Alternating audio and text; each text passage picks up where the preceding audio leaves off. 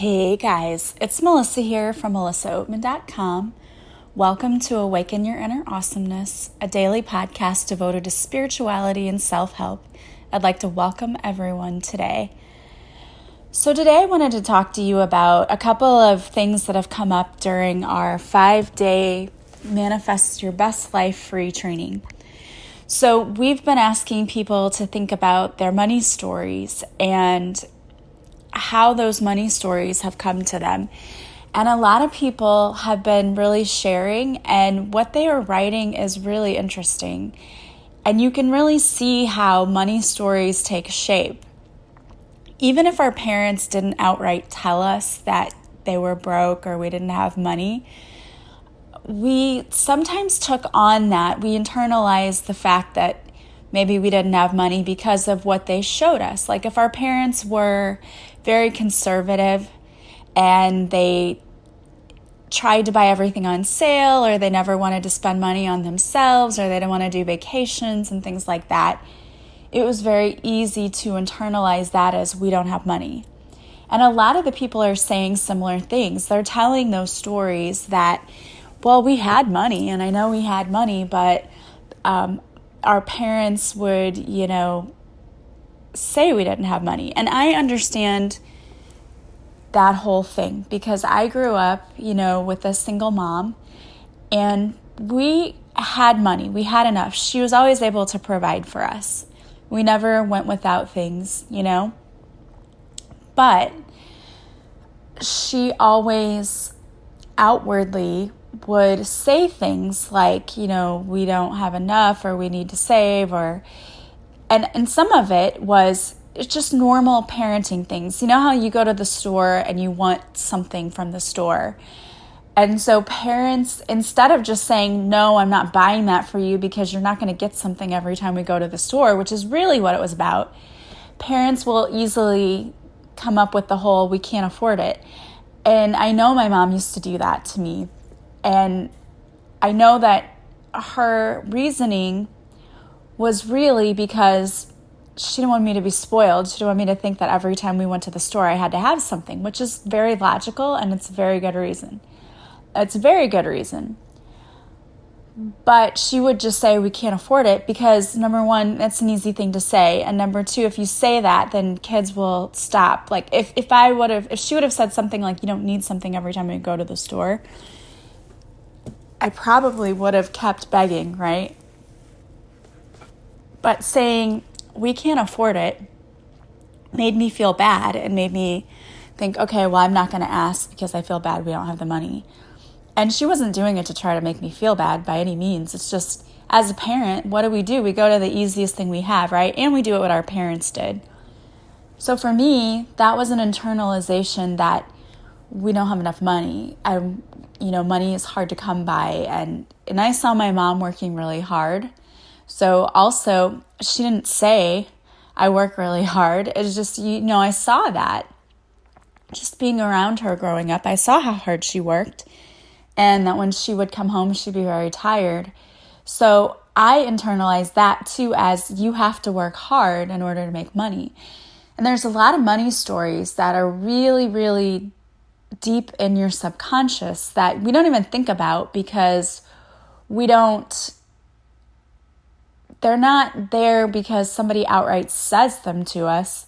They're there because we observed these things when we were growing up, and then we internalize them. And we may not even remember that we have those thoughts because they're so deep down in our subconscious.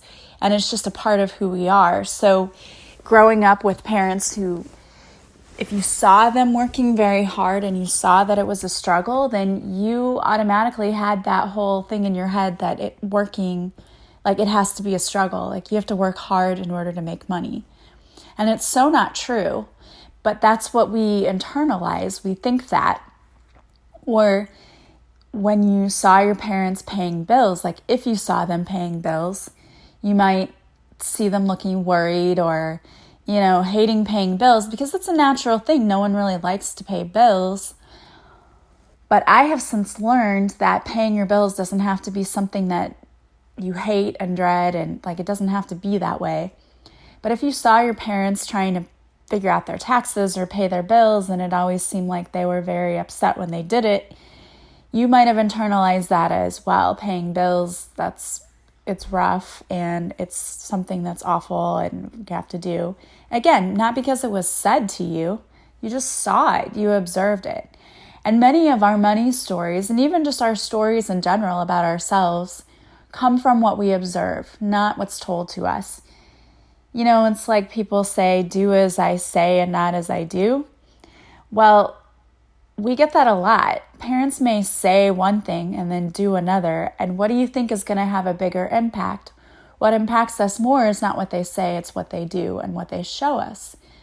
And it's just like the story that I mentioned before, where when my daughter was really little, she was probably like 5 or 6, and I heard her, you know, she came in and she was pinching her belly.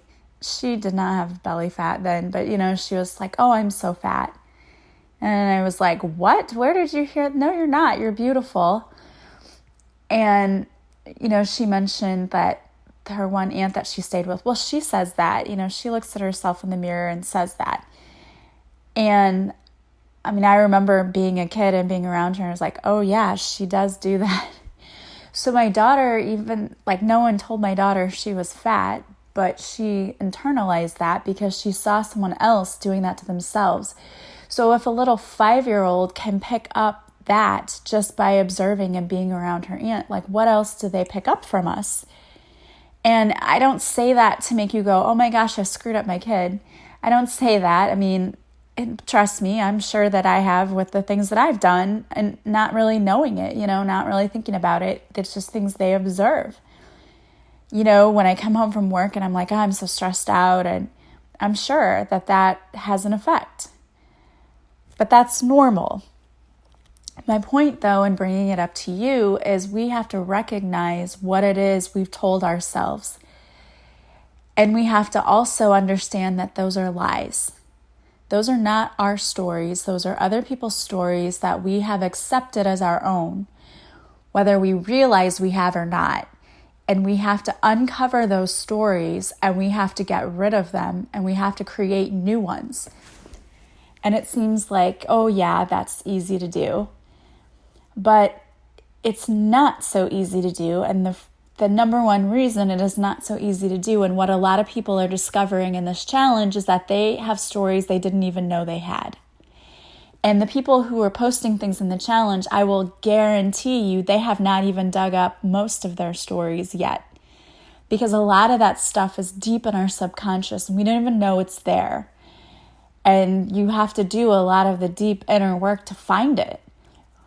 And that's what Heather and I are going to be focusing on in our course. We're going to be really digging deep and uncovering those stories and then healing them and creating new ones for you.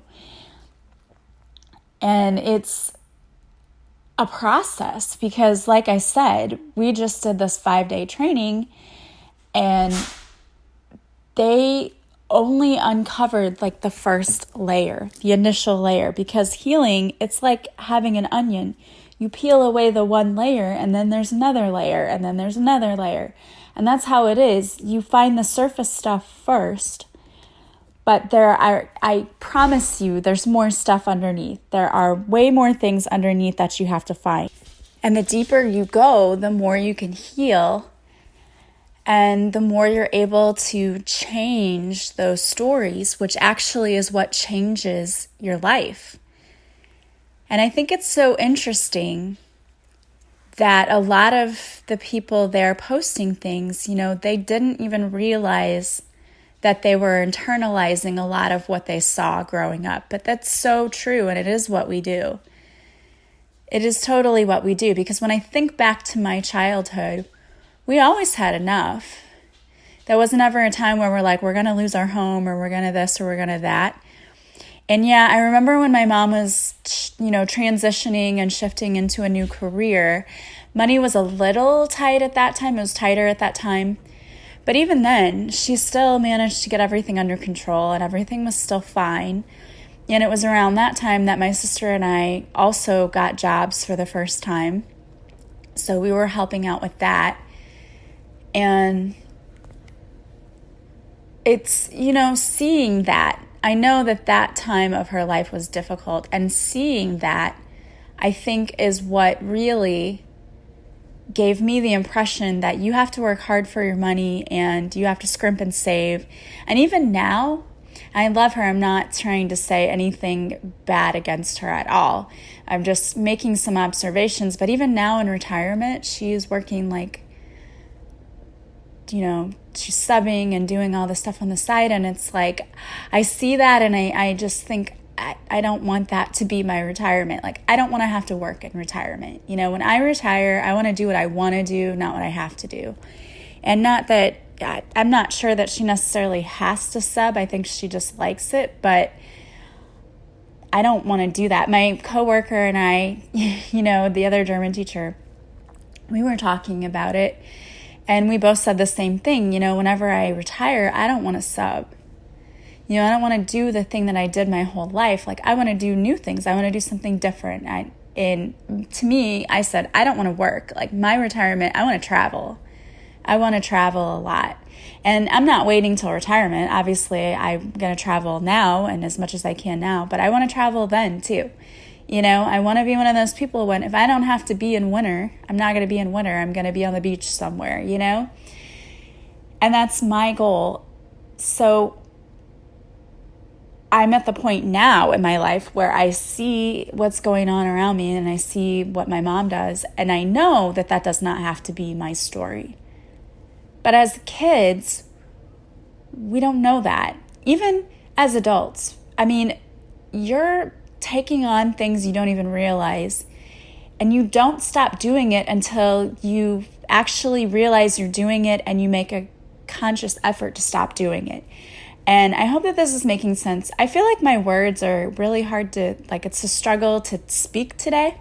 I don't know if it's because we're getting ready to go into Mercury in retrograde, but what I'm trying to say is, I was 41 years old when I realized that I don't have to take on these stories anymore. Like, these are not my stories. These are other people's BS stories that I have taken on, and I don't have to do it anymore. Like, this doesn't have to be how my life goes. I totally have a choice, and it's my choice to let those stories go and to rewrite new stories for myself. And that's really what we've been working on all this week. We started day one with an energy clearing, and then the next 2 days have been about money stories. And it's, like I said, it's interesting. And a lot of people have said, oh, well, I never realized the stories that I had. And that's how it is. It's always how it is. And your stories, because nobody really wants to go and look at themselves deeply, right? It's uncomfortable. A lot of people don't like doing that. But you have to do that. You have to really dig deep. There are a lot of things about myself that I'm not proud of, things from my past, that I didn't always behave in the most, the most dignified way. And I never did anything super bad, but I just mean that I wasn't always concerned about improving myself and being better when it comes to the spirituality stuff. That wasn't always me. That wasn't always my story. And it wasn't until I started digging deeper, In my old relationships, I used to be the one who would project the pain onto other people. And I would say, if you don't heal yourself, you will bleed all over those who didn't cut you. I used to be the one who would bleed all over people sometimes, and not intentionally, and I didn't know I was doing it. But unintentionally, I was holding on to BS stories about myself that I had picked up throughout the years and that I hadn't realized that I had picked up. And I hadn't done anything to heal it because I didn't even know they were there. And it took a relationship ending and pointing that out to me that I went, oh, yeah, I need to fix that. So that's what I set about doing. And my whole journey started when I was just setting about trying to fix the things I knew were broken in me. And that's really what it was about. And it ended up turning into this huge spiritual transformation, an amazing journey. So awesome, by the way, so awesome. And those of you who are starting it or in the middle of it, I mean, there are times when it's very painful and can be very dark, but I'm here to tell you to keep going and keep doing the inner work, because when you do, you end up on the other side with all of these beautiful and amazing blessings. And for me, I had to actually take classes. I had to work with someone. I couldn't figure it out on my own. And I don't think that we're supposed to figure it out on our own. I think that the universe draws us to people who can help us. And I think that the universe is saying, look, you've got these issues you need to fix, and here's this person who can help you, so allow them to. And I know that's what happened with me when I met my mentor. And just like you, I was listening to a podcast she did, and that's how I found her. And when I decided to work with her, my life completely changed. And it was like unlocking secrets that I had already known were there all along. It's like I already knew this stuff, but she was just helping me to remember who I was and where I came from. And you can do the same. It's all within you. Our soul already knows all of these answers. It's just we're here having a human experience because we're trying to experience this life. We're learning, we're growing. We're trying to get back to what we know already.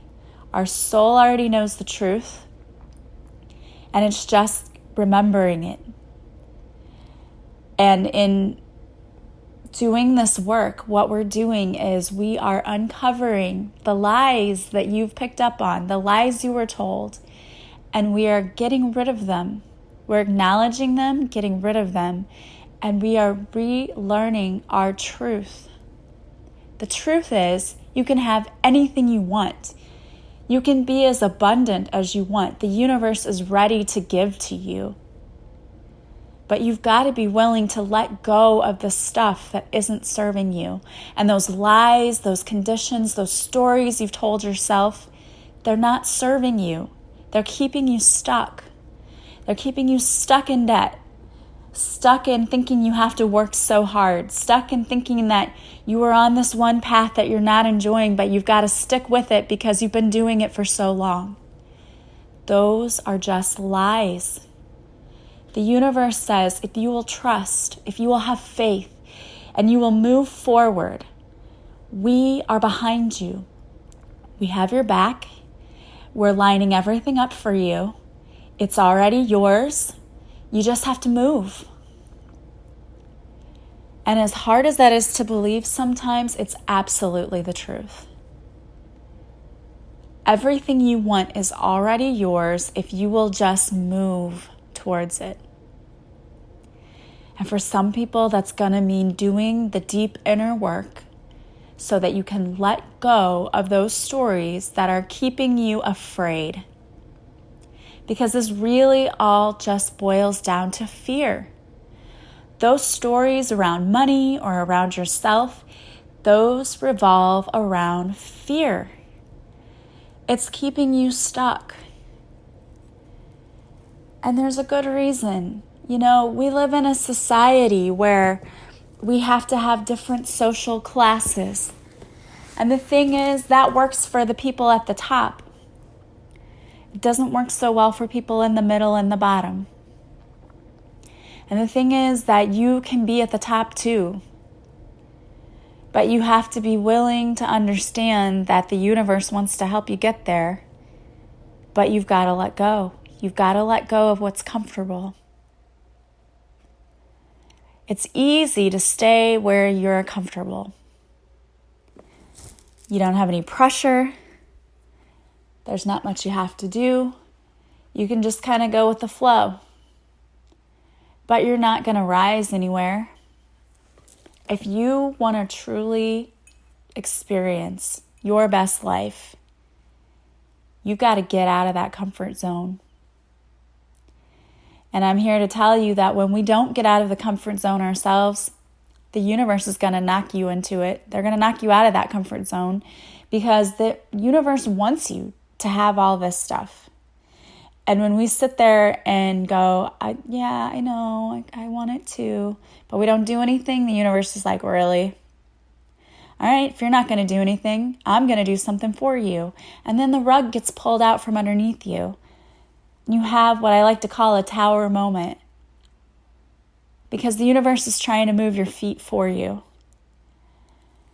And that is really uncomfortable.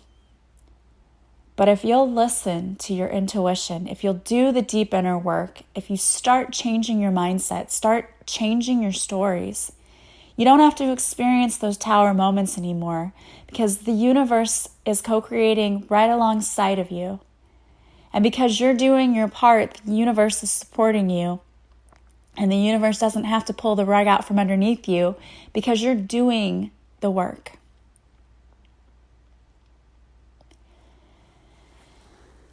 So, those of you that are in the group, I am so proud of you for doing the work. I think that you're awfully brave. It's not an easy thing to take a look at yourself, but I commend all of you for doing that, and I hope you'll continue the work even after this 5-day challenge is over. You know, we are offering a class, and it's going to be much, much deeper work than the 5-day free training. But it's so worth it. We're going to do a past life regression with you, possibly even a Reiki session to, kind of balance you and heal you of those deep inner things. Because that's what's keeping you stuck. And the universe is just asking you to do the work. And if you do, you will be fully supported. So I wanted to pull a couple of cards for you today. They are from the Archangel Oracle deck by Doreen Virtue. And the first one I love. I absolutely love this. It's Remember Who You Are. It's Archangel Michael. You are a powerful, loving, and creative child of God. You are very loved. So true. You are so deeply loved. And if you remember that, you'll know the universe wants you to have everything you want. You are deeply loved. And the second card, I love this as well. It's Gifts from God. Archangel Sandalphon. We angels bring you gifts from your Creator. Open your arms to receive. And it's so true. They want to bring you everything you want, but you've got to trust, you've got to let go, you've got to be open to receiving, and you've got to know how deeply you deserve those gifts. Well, guys, I just want to thank you for being here with me. Please subscribe to this podcast. That helps others find me, and I am on a mission to help as many people as possible.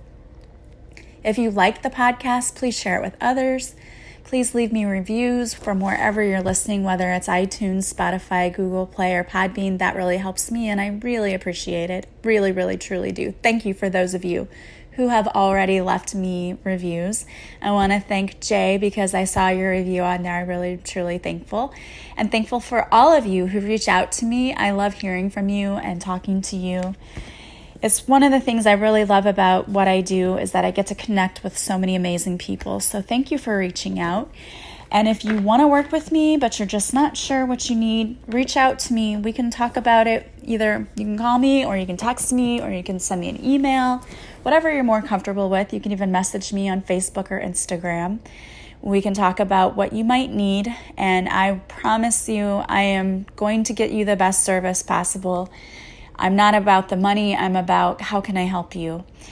And I just want to thank you. If you haven't subscribed to my website, if you do, you will receive a free morning and evening meditation. It's just my gift to you and my way of saying thank you for supporting me in all that I do.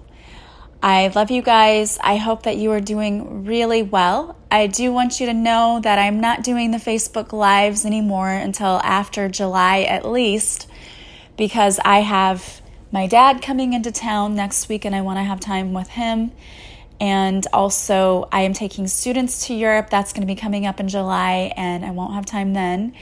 And I have this new job, so I have to go and clean out my old classroom and set up my new one. So that's going to be a lot of work for me. And I just want to thank you for those of you that have been joining me on the lives. I promise I will try to be back in August. And until then, please keep listening to my podcast. Reach out if you need anything.